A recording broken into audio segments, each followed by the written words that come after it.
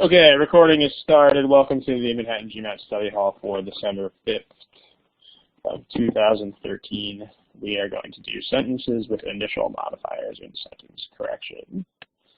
Again, the attribution, all of the problems that you're going to see are from the GMAT prep software, which is copyright GMAT.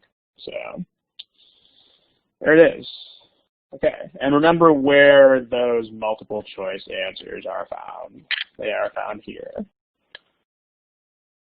in the little A through E menu underneath your name. Let's do a problem. So here's a sentence correction problem. And again, don't forget where the multiple choice questions are found. Here's a timer.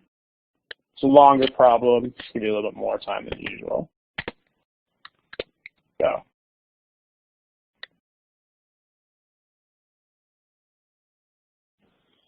Okay, only about half of you guys have answers so far, a little bit more than half, so we'll give you another 15 or 20 seconds. But remember, this is a test where you do have to answer all the problems.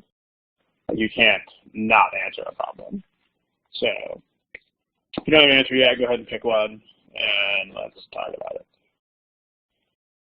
Okay, so we got a couple non-responders. Here are the results that we have so far. Let me show you what we've got. So what we have is we got a majority in favor of choice B here, but we've got some people picking other choices. Let's go ahead and take a look. So again, today's topic is going to be initial modifiers. So let's talk about what that means before we go back to that problem. So initial modifiers, what are they, is the question. So here's a sentence. I'll put a sentence up on the board and we're going to talk about it. Okay, there's a sentence. So if that sentence is okay, what I'm going to do is change your polling to a red X and a green check.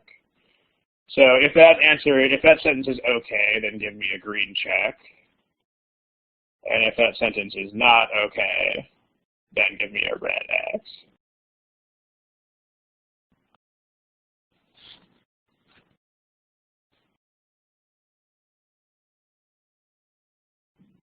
Okay.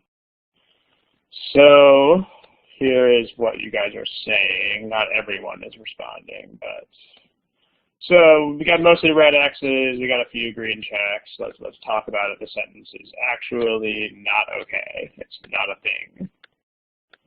All right, does anybody know why not? You may want to type in the chat box. What's wrong with it?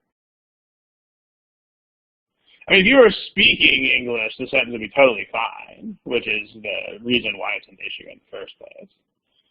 Yeah, right. So I'm just going to go ahead and take what Derek wrote in the box and put it on the board.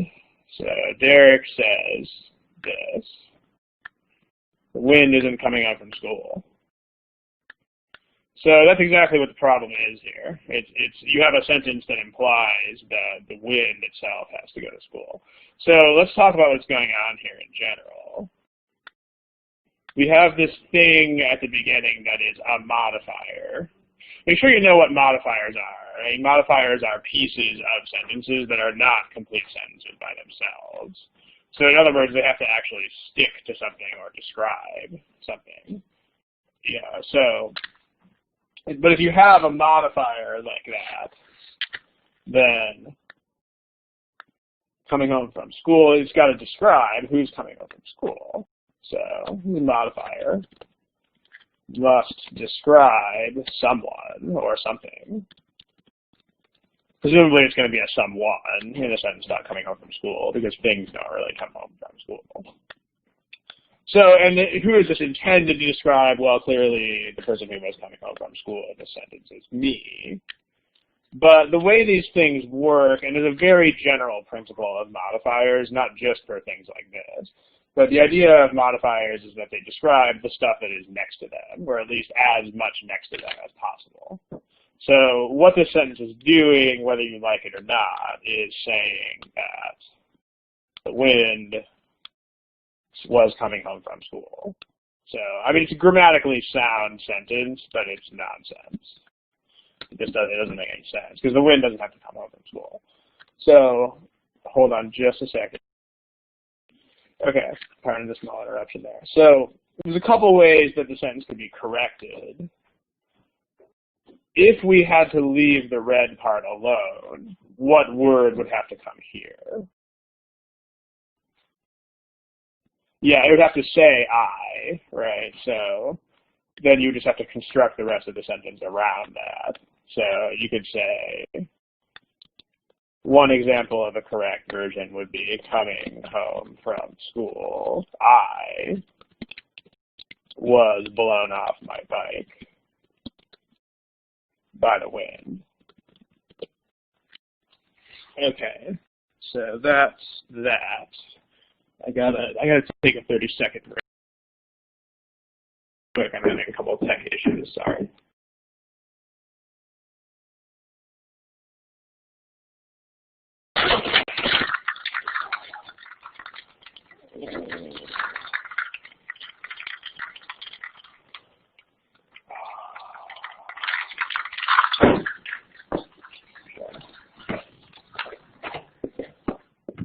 All right, sorry about that.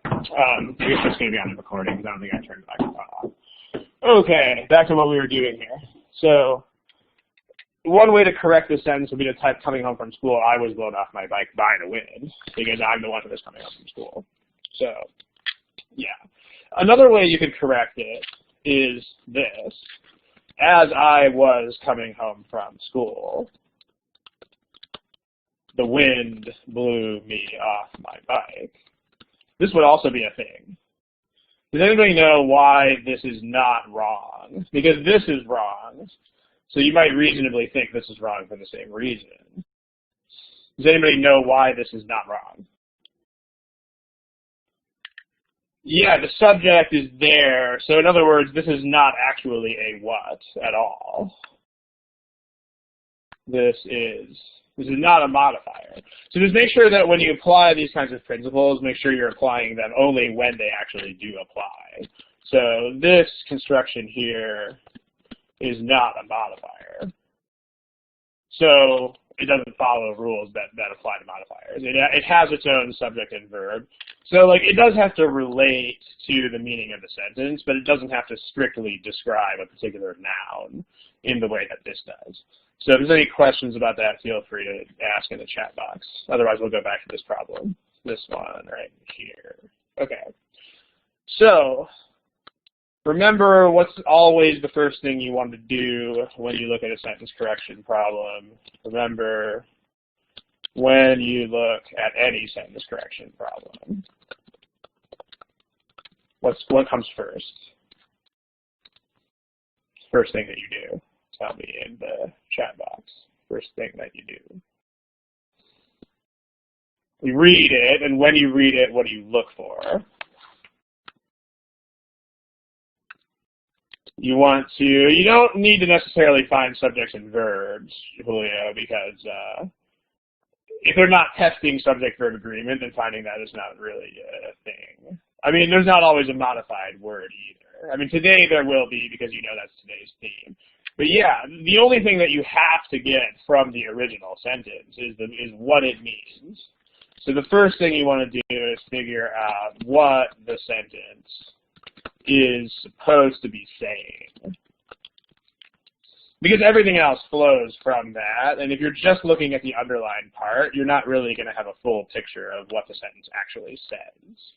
Because like by itself, the underlined part doesn't have meaning. So when you first read, it's very important to do this. You need to ignore grammar, you need to ignore mechanics, you don't think about those things. You just read it as though you were reading an email from someone who is not terribly good at writing in English. So, yeah, I mean, you figure out what it says. So, what is this saying? Because in a sentence like this one, you might have to think about it for a little bit.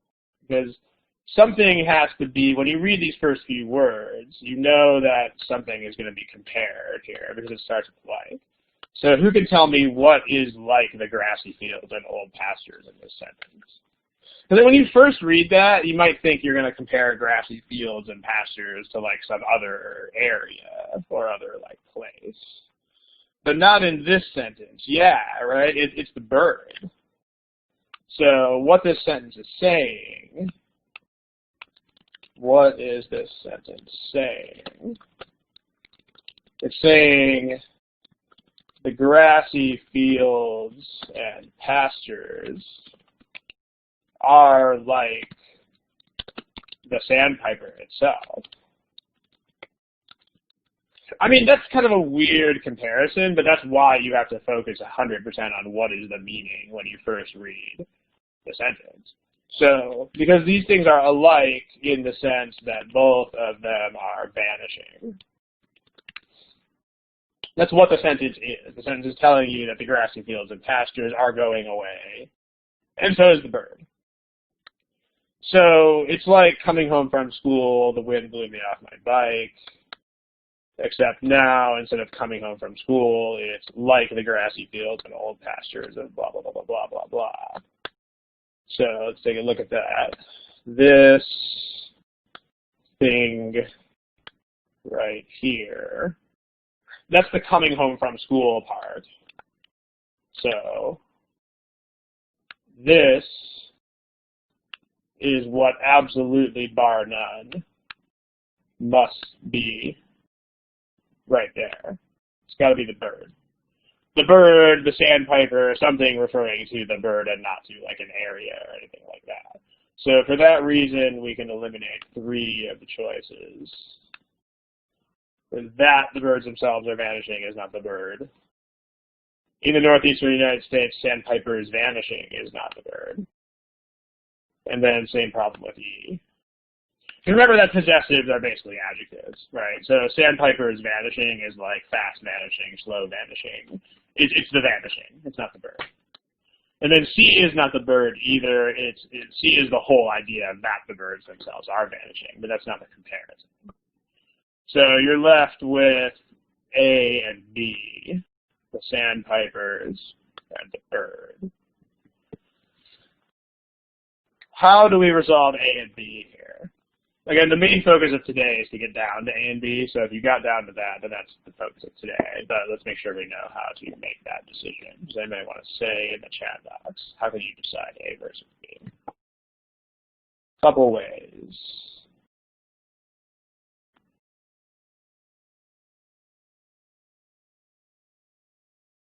Redundancy, what do you think is redundant?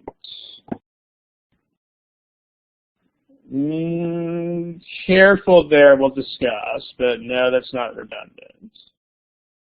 Notice the way that choice A is written. Choice A is written with this here as an ing modifier. So remember that you can look at the core of the sentence if you ignore that modifier. So what you're left with in A is the sandpipers is a result of. And that's not a thing. You can't do that. So that's actually wrong for 2 reasons. The first is that sandpipers doesn't agree with is. So it doesn't make sense in terms of grammar.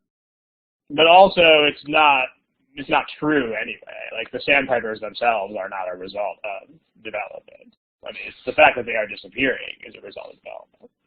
So wrong meaning and incorrect grammar in choice A.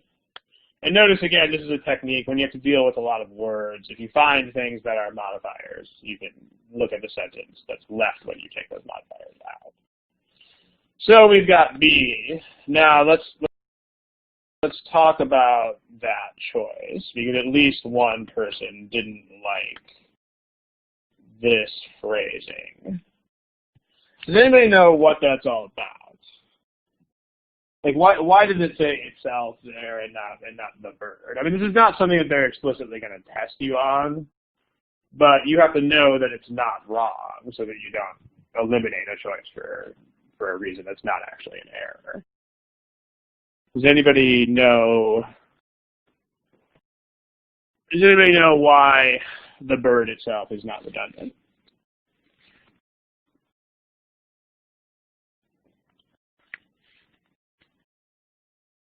Like, why is itself there? What function does that serve? We don't want words that, we don't want words that are there for no reason. So what is this weird word itself doing there? It's kind of strange. Because of the comparison with the fields, Anna, tell me more about that. We're getting there. We're getting there.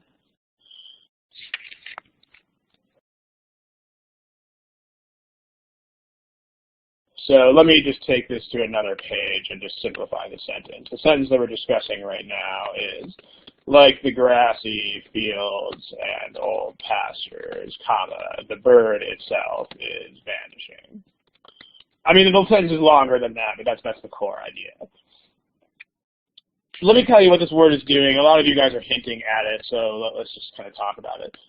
The reason this word is here is because the sentence is making a comparison that's not an obvious comparison. So basically the function of this word in this sentence is saying, and again, they will not explicitly test you on this, but you just have to know that this is not wrong, is the point. And what they're doing with this word here is they're saying, hey, dear reader, yes, I actually mean to compare these two things, even though they don't look comparable. That's what that's doing. For example, if you said something like Hemingway's books were never as controversial as Hemingway himself. Because again, you're comparing books to a person here, which would normally not really be a thing. But if this is what you mean, then it's what you mean. Like if you mean that, Hemingway himself started fights and was like a troublemaker, much more than his books stirred up controversy, then the himself helps to emphasize that sentence. So that's the point of the itself here. Again, that's not a thing that's going to be tested, but make sure you know that it's not wrong when you see it. So any other questions about this problem, feel free. If not, we will look at another one. Well, the first part is a modifier. The first part is basically just like the fields and pastures. The rest of it is, it's got a subject and verb in it, but it's not, that's all within a modifier. Like notice that the bird needs for feeding when it returns in May. Like you can take that blue part in parentheses out. So basically the entire first part is just like the fields and pastures. So, some modifiers have, Sahil, did you just get here? Because we did spend about 3 or 4 minutes talking about why A is incorrect. So, if you just got here, then go ahead and watch the recording when it comes out. How do you tell when a modifier ends? Let's talk about that question. How can you tell when a modifier ends? Sometimes you'll have clues like commas and things, but what's the real, how do you really figure this out?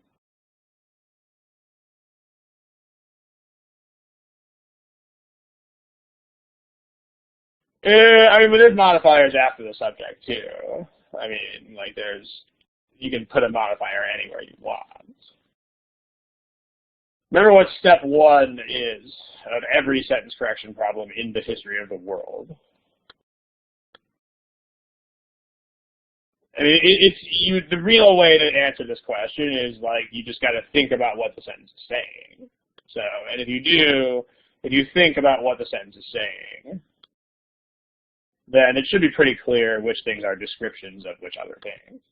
Like here, if this is a slow process, then this is the part that is perfectly okay to be slow.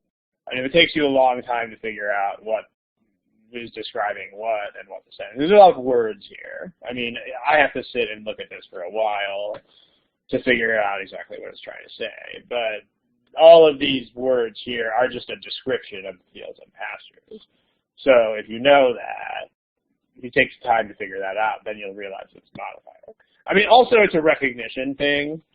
So basically the two ways that I would answer that question would be, first, think about what the sentence is trying to say. But then also make sure you can recognize the look of different kinds of modifiers. So, I mean, you know, you might want to have a few canonical examples in your head just so that you can compare these. Like, if I say the dog that we adopted at the shelter is cute, that's the same thing as just saying the dog is cute with a little bit of extra description. So that the sandpiper needs for feeding and nesting, blah, blah, blah, blah, is a lot like that we adopted at the shelter. So, like, if I memorize a sentence like this one right here, the dog that we adopted at the shelter is cute. If I memorize this as an example of, okay, I can take this out, it's a modifier. It's actually two modifiers, but yeah. Then this is the same sort of thing. So if you have this team of knowing what the meaning is in the first place and then knowing what modifiers look like, you're going to be unstoppable. Okay, someone asked about of changes in. So let's take this to a new page. There you go. And then let's see if the crowd, see if we can crowdsource this question.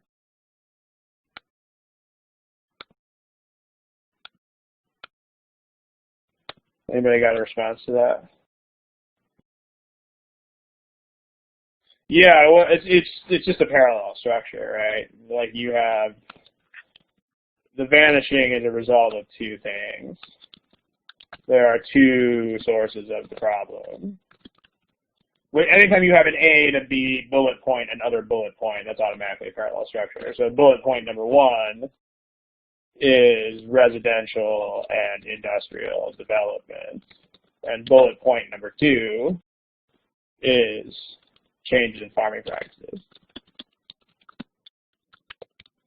So you want these to appear in parallel structures. And you've got, so here's the and. The thing after the and is this. If you don't know what I'm doing here, you can watch the Parallelism Thursdays recordings, which we'll talk more about this whole signal words and stuff. So that is parallel to this, so you are good there with the parallelism. Lucia, for that question, go ahead and watch the parallelism recording. I think it's from sometime around May of 2010, and we go into like half an hour of detail about that question. So check it out. Okay, let's move on to another problem here. I think we've sufficiently killed this one. Let's take a look at this. Okay, so again, don't forget where your multiple choice answers are. Where's your multiple choice answers? Okay, and here is a timer. Timer. And have fun.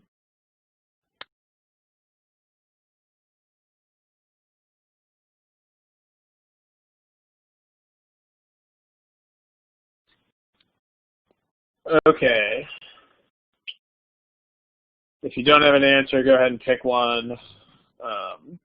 Remember also that problems in these study halls, because there's a theme that is known, right, which is kind of sort of cheating. So, I mean, these problems shouldn't take you as long as they would in the real test, because you already know there's going to be something, right? You know there's going to be an initial modifier problem here. So that should cut down the amount of time that you take. So, like Precious, Casey, Azim, we still don't have answers from you guys.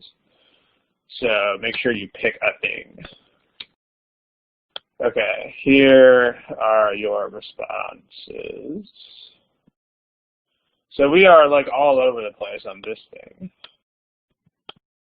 Lots of A's, lots of B's, decent number of E's. So let's talk about it. So what is the coming home from school part of this one? Well, in contrast to ongoing trade balances, that's a modifier. And by the way, before we talk about this problem, how do you guys feel about when they underline the whole sentence? Do you guys like it? Do you not like it? Do you not care? Anybody have any strong opinions for the chat box? When they underline the whole thing, how do you feel about that? Let's talk about it.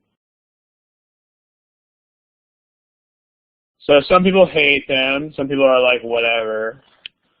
Some people are like, Debbie, not necessarily, but that's today's theme. So today you're going to have a lot of modifiers at the start of the sentence. I mean, so most people don't seem to like when they underline the whole sentence. Let me try to change your mind on that. Let's have a little chat about what happens when the whole sentence is underlined. Let's talk about that. The first thing here is that this is the only time when you don't have to keep looking up and down and up and down and etc. Right? I mean, because if you have a part of it, so the problem here is that you have to keep, with this sentence, you have to just keep looking up and down and up and down and up and down and like, okay, there's the first half, there's the second half. Especially when you get to the later choices, it gets really annoying to have to do that. But when you have this kind of sentence, never. You don't ever have to do it. You can just look at one thing, and that's much easier than having to look at two things. So that's one advantage. There's going to be two huge advantages. That's one of them. The other advantage is that since the answer choices are longer, I mean, they're entire sentences, right? There are usually more issues per wrong answer choice. I mean, when you have a really, really short underline, you usually like one thing wrong, and if you don't get it, then you're kind of dead. But in longer sentences, there's usually a handful of issues with each choice. So you should actually like these problems better because you don't have to keep looking up and down, and you usually have second chances. So don't hate these things. I mean, these are your friends. All they want to do is be your friend. Okay, so initial modifiers, coming home from school type of thing, in contrast to blah, blah, blah, blah, that's an initial modifier. When compared with is an initial modifier. That's a little bit sketchball, but we'll talk about it in a second. Compared with is an initial modifier. And then compared to is an initial modifier. Okay, so those things are, and what's nice here is that they're all the same. I mean, there are different wordings, but all of them are talking about compared to a trade imbalance. So what do we want to compare with a trade balance? With these trade balances, I should say. With these trade balances. Yeah, like this is not one of those bird and fields type of weirdo comparisons. I mean, this is a very straightforward comparison, right? Like you are just comparing one sort of trade imbalance with another one. So it's these things with the U.S. trade deficit. So it's the trade imbalances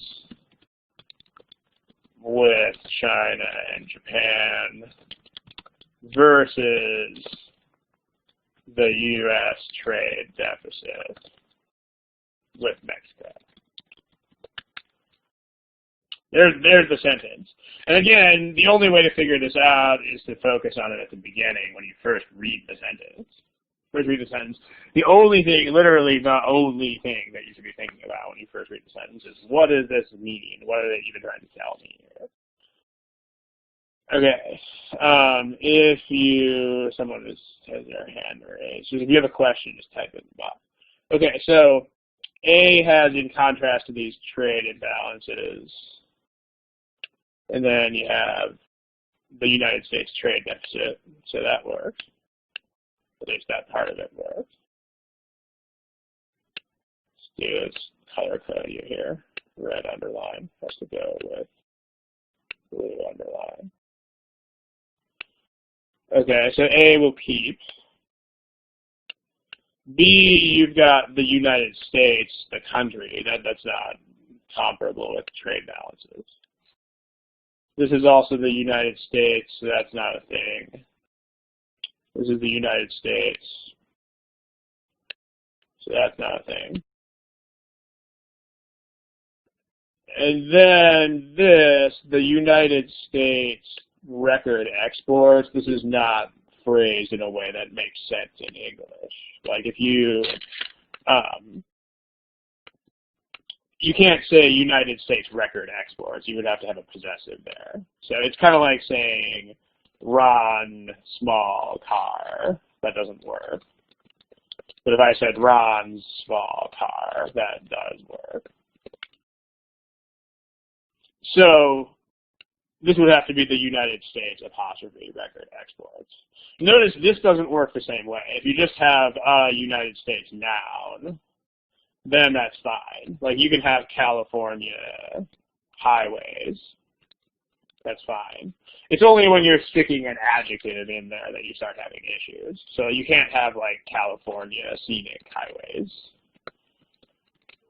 Not so fine. Now you need the apostrophe S. So the United States trade deficit is a thing. It's kind of like the United States Congress or the United States Senate or the United States House of Representatives. Those things are fine. But if you start having descriptions in front of it, then you need to possess it. So, and also, this is the wrong comparison anyway. I mean, we want it to be the trade deficit, not the exports. So that's an easier way to eliminate it. You don't even have to go over all that craziness. Only one choice that even makes the right comparison. How about that? So what you should think about, because this problem did cause you guys some grief. Again, here's your results. I mean, only about 1/3 of people here. Record exports sold. Where does it say? Yeah, sold exports is redundant. Derek, I don't know what it sounds like you're saying. I don't think anyone would say that is redundant, but I think you're trying to say I don't think anybody would say that because it is redundant. So it's redundant. Yeah, you don't sell exports. You either sell things to another country or you export them, but you don't sell exports. So that's a good catch. Yeah. But I mean, notice the results here. I mean, this is not a super high percentage of respondents here. So there's a focus issue because notice you're already sort of cheating in the sense that you know that today's topic is this. So you already have a jump on it. You know that you're supposed to be looking for an initial modifier. And then on top of that, every single answer choice except for A has an initial modifier that doesn't work. Like only A has the trade deficit right behind its comma. So it should be pretty straightforward if you are focused on the topic of today. So if you're one of the people who pick these other choices, think about it for a while. Figure out where you lost focus. Figure out how you got off track of what we're covering today. Because focus is a very big thing here. Like if you're not looking for a thing, then it's going to be very hard to improve at this. So 2 a.m. is when I'm at my best. So I don't feel your pain. Okay, so let's move on to another one unless somebody has questions. There's 1 or 2 people typing, so let's see what they have to say.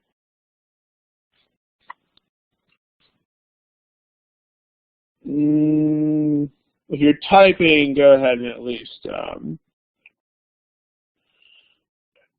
the apostrophe S. I mean, again, they're not going to make that the only issue because it's sort of a subtle thing in a lot of cases. But in general, not very often can you get away with not having it. Like, you can never have it after, you can never not have the apostrophe S after, like, a person's name or a thing like a cat or a dog or something. But after geographical regions like the U.S. and Colorado and Arizona and California, you can do that. I don't really want to spend a ton of time on that because it's never going to be the only thing that they test. So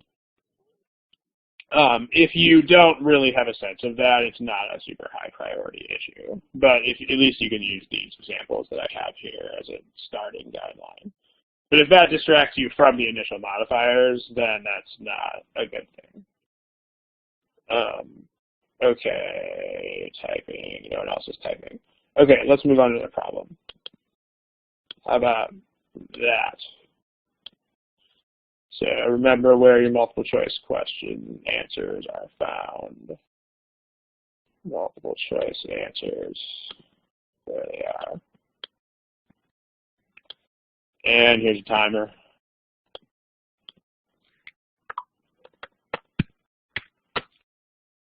Go for it.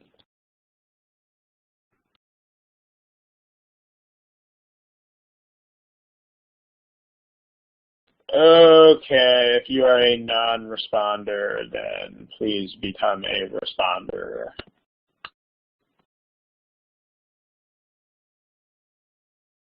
So a couple of you guys.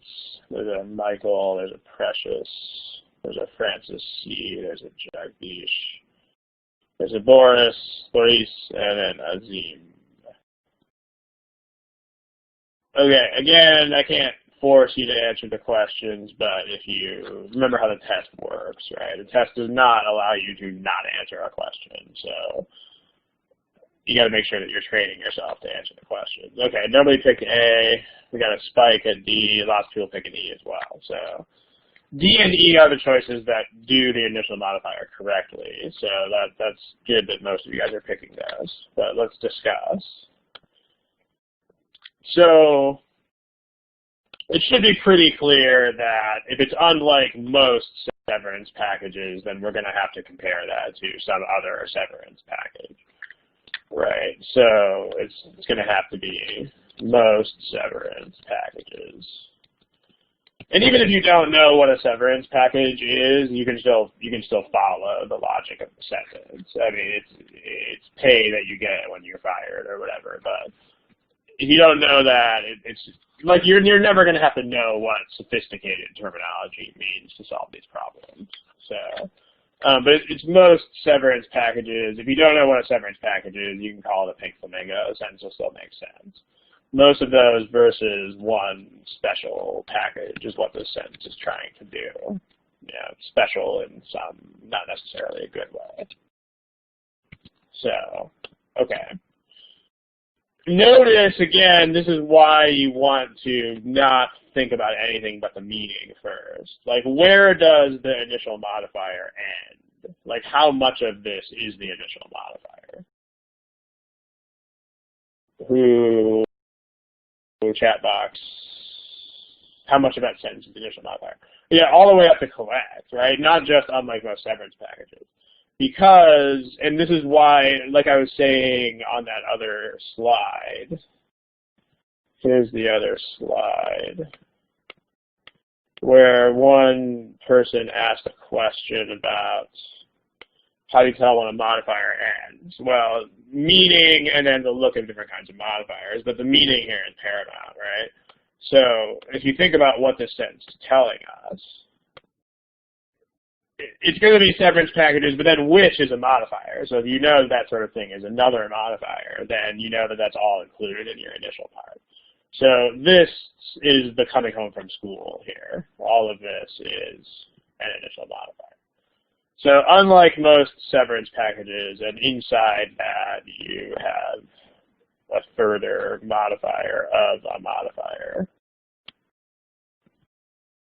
So interesting, right? Okay. So unlike most severance packages,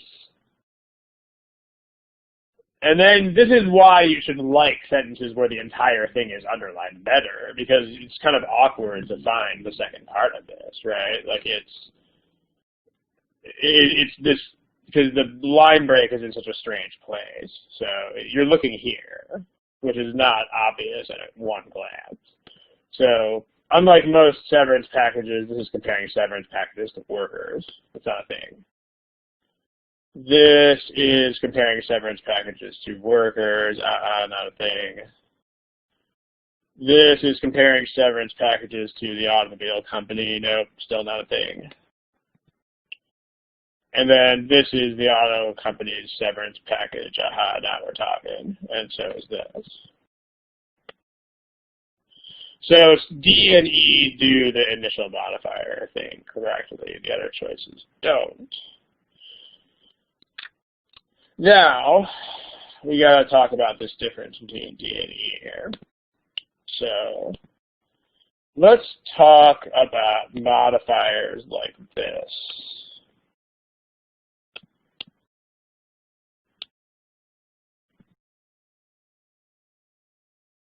How do you use those? Like, let's say that I gave you a sentence like this. How about this? Let's say the last person, or the last meeting that I am scheduled to attend. Like, notice how this kind of modifier works. I have no idea what the terminology here is, so if you're looking for terminology, I can't help you there. But notice how this works, right? This means that I have to attend the meeting. Like, it's kind of like the ball that I threw, that means I threw the ball. The meeting that I am scheduled to attend means I am scheduled to attend the meeting. So it means that this verb, this is the object of this verb. So this means I am scheduled to attend the meeting. Same thing if you have a sentence that says the ball that I caught. Simpler example, you might want to remember this one. So this means that I caught the ball. So you can see what the problem is here with choice E, because it doesn't really make sense here. This means I caught the ball, which makes perfect sense. But now if you look at choice E, it says the last day that they are scheduled to collect. So this means, unfortunately, it implies that they are collecting days.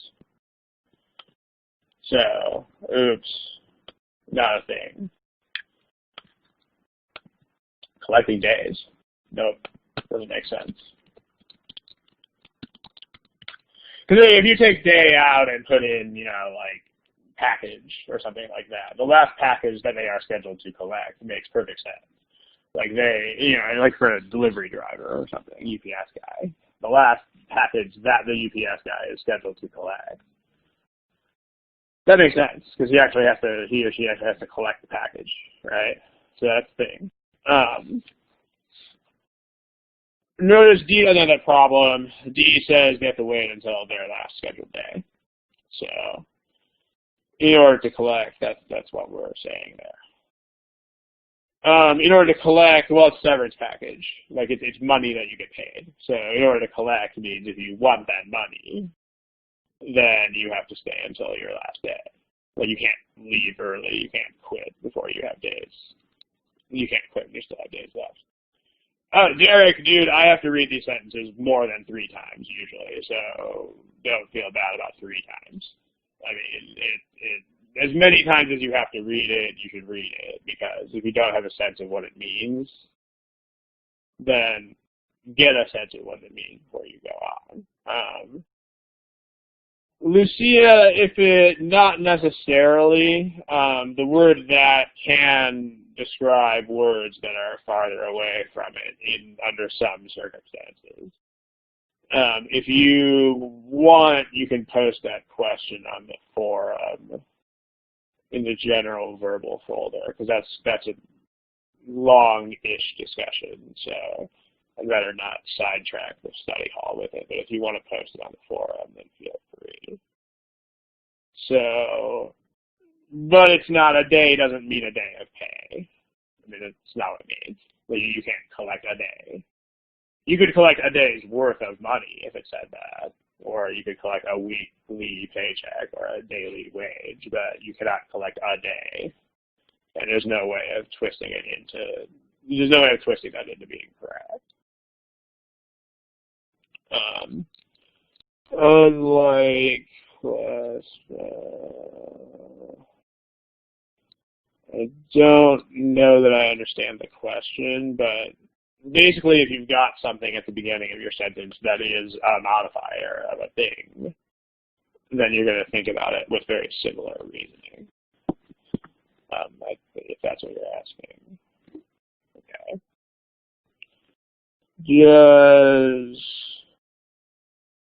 It means their last day of work. It's their last scheduled day. It's their last day on the job. So, it's not a day of collecting. I mean, they don't have a bunch of days of collecting a severance package. Like, they have to wait until their last day. Last day, period. Last day on the job. I mean, you could, if you want, you could insert on the job here. Their last scheduled day on the job. But I mean, it should be, if that's not clear, then you need to read the sentence more slowly and not jump to the answer choices so fast. Because if you're reading the sentence with enough attention, then you should be able to figure that out, because there's not really much else that could mean. But I mean, you collect a severance package once, so it's not something you collect on a whole bunch of days. The last scheduled. You can't really take away there because there's no such thing as the last day. I mean, each worker presumably has different last day. Like, not everyone quits at the same time. Difficulty level is not really a thing you should worry about because you won't. In fact, the fact that you have to ask this question is proof that you should not think about it. Because on the test, you're not going to have any idea what the level of these questions is. So it's not, there's no productive thinking that could come out of that. Okay. Anand, also make sure you don't edit these sentences from GMAC. Like, do not worry about what happens if you make changes to these sentences that are not there. Because your hands are full enough already with what's in the existing choices. The last thing you want to do is invent other choices that aren't even there. So be careful of that. Okay, Debbie, you look like you're still typing something. Yeah, well, let's talk about this. Take it to the next page. If you watched enough of these, you probably heard me give this little spiel more times than you would care to listen to it. But you're saying this as though it were a bad thing. Not a bad thing. So yeah, that's what I mean. So that's why we're answering again. You're saying this as though it's a bad thing. It's not. I mean, longer sentences take longer. Shorter sentences take less time. It's just the law of averages, right? It's like if you paint houses for a living. Let's say your painting crew takes 4 hours on average, to paint a house. If you have to paint some giant mansion, then it's going to take you more than 4 hours. And you're not going to be like, oh, darn it, it takes more than 4 hours. Because you're going to be like, dude, it's a big house. It's going to take a long time. And if you have to paint some tiny apartment, then if it even takes you 4 hours, then what the heck are you doing, right? So same sort of thing with these sentences. I mean, will longer sentences take more than the average time? Yeah, of course they will. And that's totally fine. I mean, it's it'll average out. That's why you want to practice these problems in groups and not one at a time, because you don't want to get too obsessed with individual timing. I mean, if you do groups of enough problems, then the short and long ones will cancel each other out, and then you'll be fine. And the test does regulate that. There's no chance that, like, if you're doing well, you don't get longer sentences, in case anybody is worried about that. The test regulates the number of, like, long and short problems that everybody sees. So there's no chance that you're going to get longer things if you're doing better. They'll just be different. Okay, let's look at what's the best strategy to approach the whole underlying sentence. Well, that could be anything depending on what's in it. It's not really different from other strategies. I mean, you still want to read the sentence first, figure out what it means, and then look at differences in the choices. I mean, like, nothing is terribly different from shorter underlines. It's just that there's advantages in the sense that you don't have to look back up at the original, but the technique is not any different from what you would do on any other sentence correction problem. Okay, let's move on. To another one. How about that one? Okay. Here is a timer. Go for it.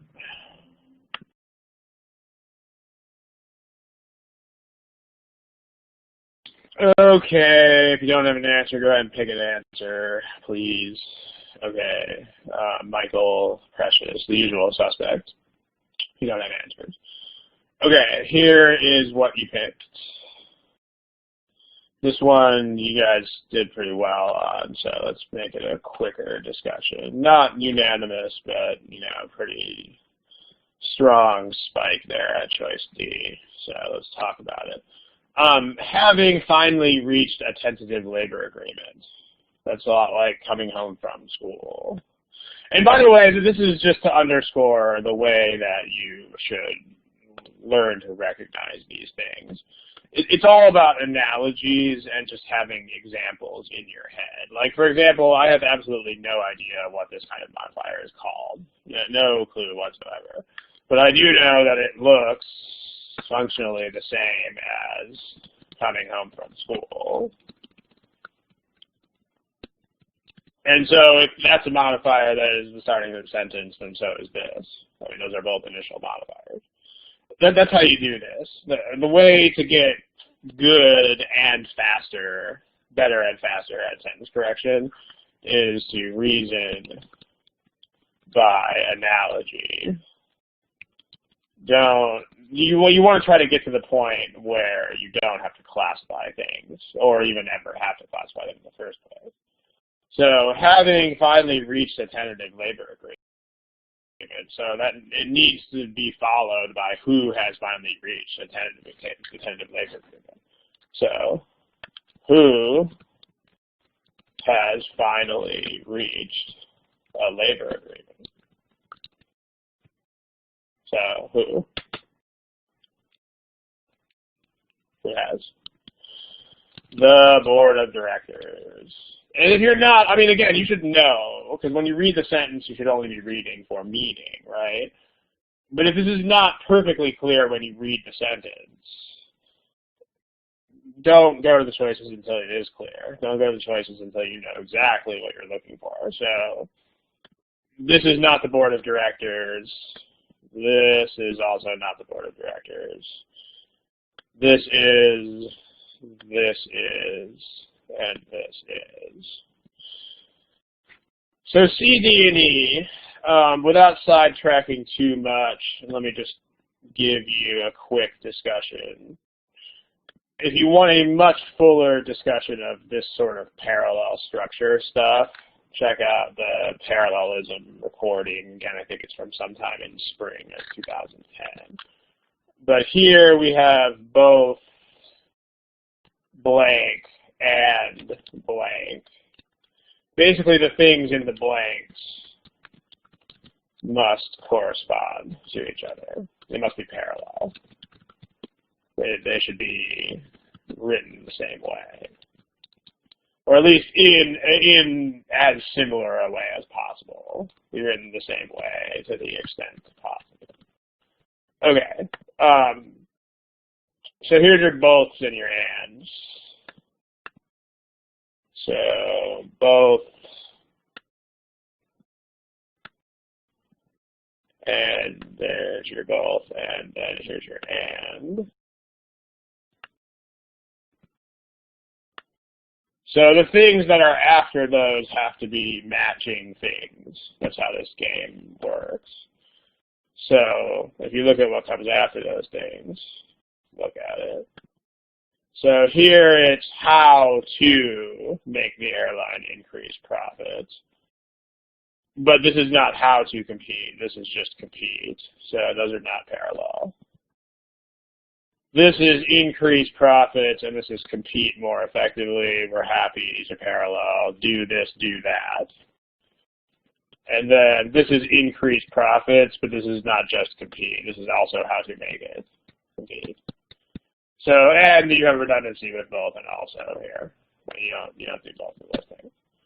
So only D is parallel. Again, if you want way, way, way more about that sort of parallelism, then check out the parallelism recording from spring of a long, long time ago, many moons. All right, let's try another one.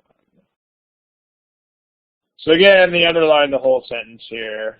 That's nice. You should like that. Again, if I'm getting my proselytizing message across here, then by the time this study hall is over, you should actually you should start salivating when you see that whole sentence underlined. It's your friend. It's good stuff. You don't have to look up and down all the time, and there's going to be, a lot of the choices will have several things wrong with them. Okay, try it. I'll give you a timer. It is longer than normal, but today it probably isn't because, again, you know what you're looking for, at least part way. But here is a timer, and have fun with this one. Again, don't forget where the choices are located. It's going to be on top of the word for a second. Okay. Go for it.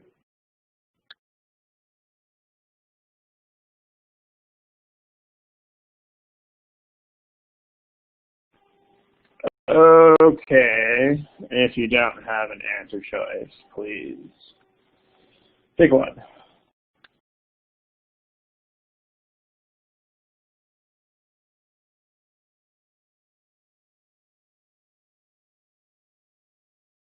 Okay, here is what you guys have selected.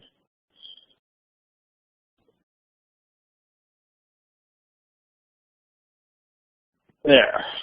So we got a pretty strong signal on C here. But there's some people picking A and B, and then one lone adventurer picking E. So let's take a look here. So these all have initial modifiers in them, and again, as far as understanding how far those extend, that's a combination of meaning and knowing what modifiers look like. So, because I mean, if you have an initial modifier, the deal is that it extends until the actual core of the sentence starts. So meaning here, it's going to actually go until you see your main subject and verb. So just keep that in mind, because a couple of these have a modifier within a modifier. We saw that before. Like notice in this problem that we saw earlier, you had a modifier within a modifier. Like the opening modifier here is essentially unlike most severance packages. But then you had this other description of most severance packages. So this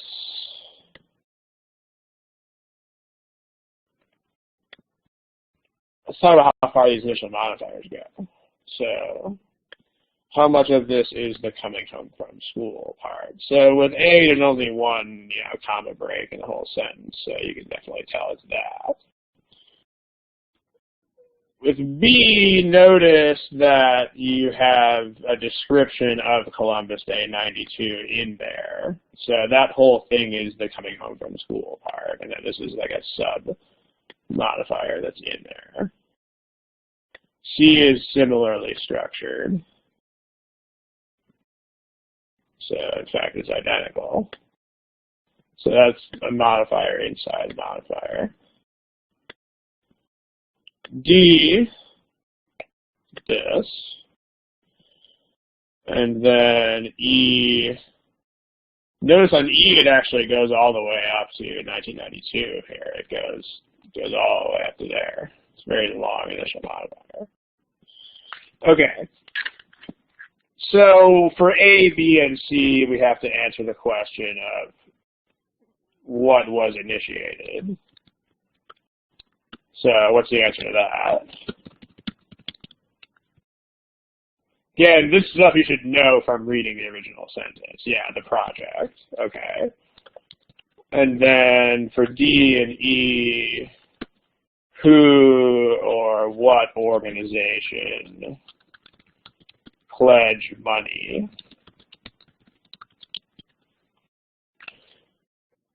Yeah, I mean, because if I saw pledging an investment, I would probably look for people first. But there's no people in this sentence. So then as a second, as a second stringer, I would go for like a foundation or an organization or something. So this would be the project again. Because you can say that like a charitable foundation pledged money. Like you don't always have to say people. So this is also the project. So let's see if these things work well. That's the project.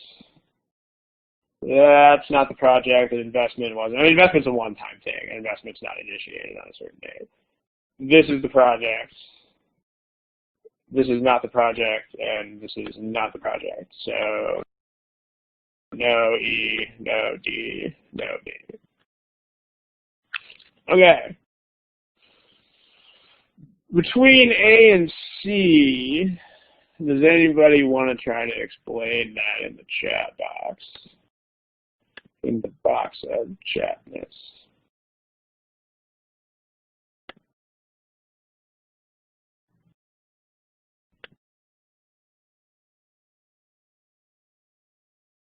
Time 1992. I don't know what you mean by that.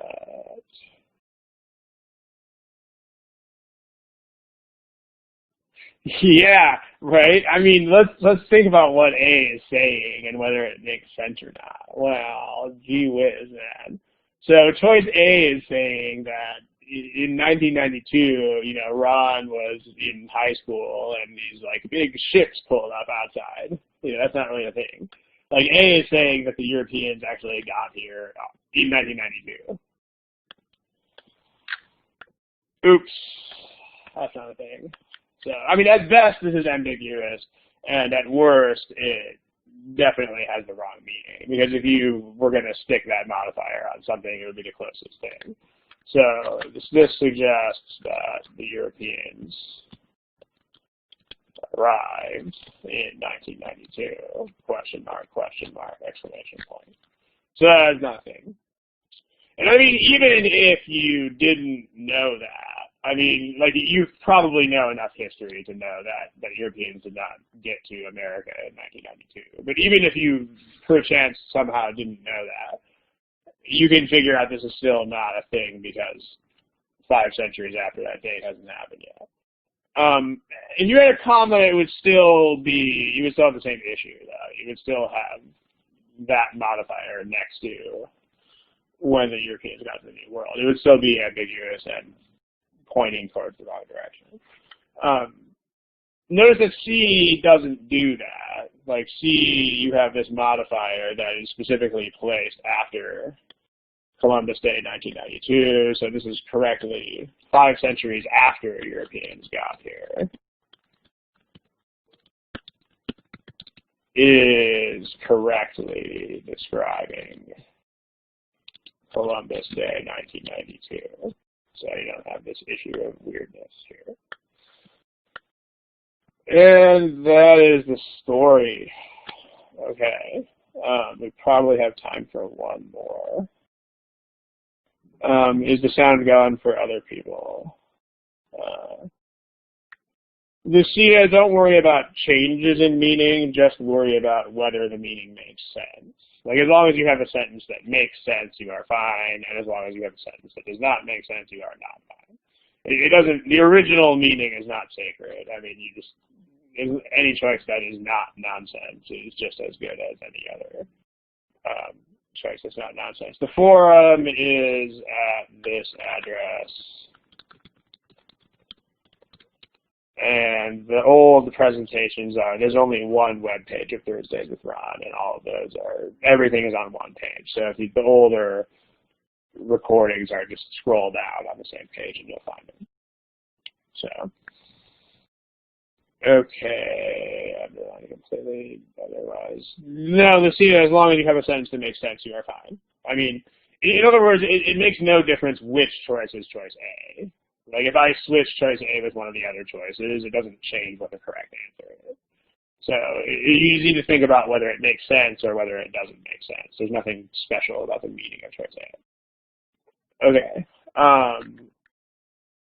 Emmanuel, I'm not sure exactly what you are trying to say there, but let's move on to another problem while there is still time. Okay, let's try.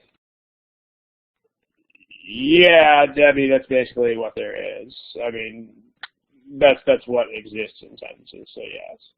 I mean, there's also style, which is not tested on the GMAT because testing style would be inaccessible to non-native speakers of English. So they stick with those things that you've listed. In other words, yes. Okay, let's talk about this problem. Last one of the day. We'll run a few minutes past time, but we started a little bit late, so we'll break even here.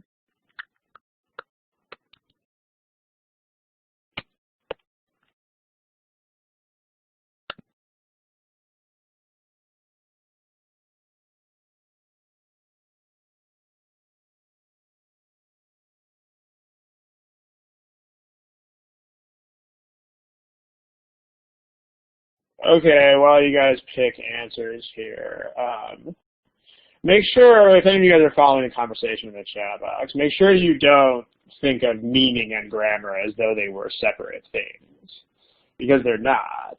I mean, if you think about what grammar is, it's not a system of random rules. Like, grammar is a system of rules that are designed to get a meaning across. And that's why grammatical rules exist, in order to make meaning clear.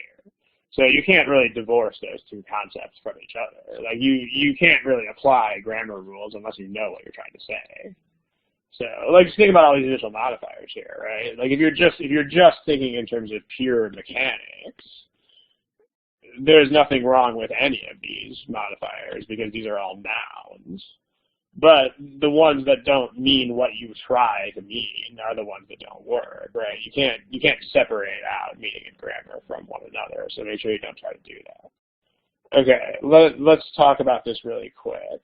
We have unlike emergency calls, and we have some modifier there. So unlike, that's a modifier, and in a couple of these sentences it actually goes all the way there.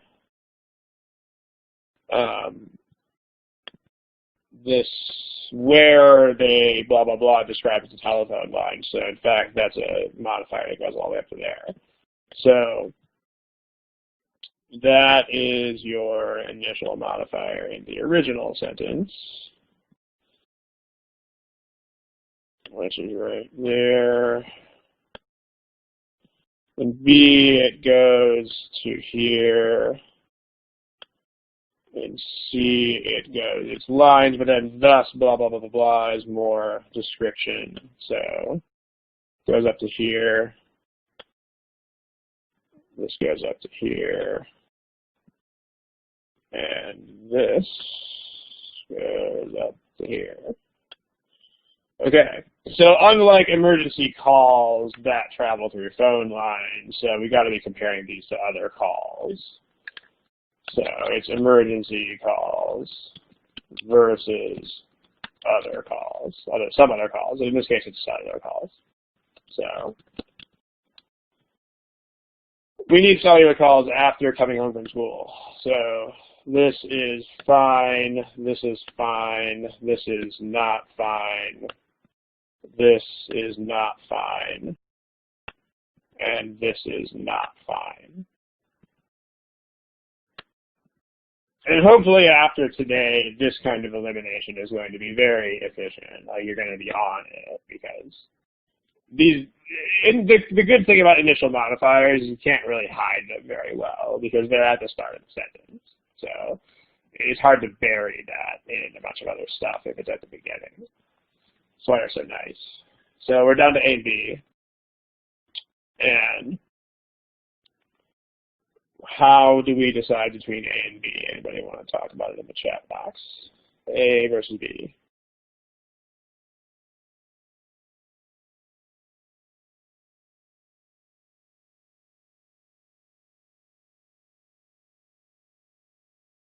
Yeah, where, I mean, phone lines are a place, so that's not, you can't just strike it for that reason. But phone lines are not, phone lines are a physical location, but they aren't where this happens. Like, where they inform the operator, I mean, the operator does not live inside the phone lines, so this doesn't make any sense. Like, they would have to inform the operator, or wherever the operator is holding up a phone, or something like that. So, and then, I mean, I don't think there's a problem with they, because they would just be the calls. But the where here is really the crux of the problem.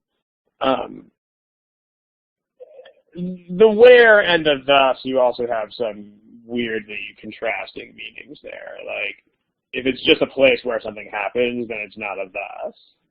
But if it's a thus, then you're saying it's a result rather than a place. I mean, these two don't really coexist, because this is just saying this is where this happens, and this is saying this is why this happens. Where, why.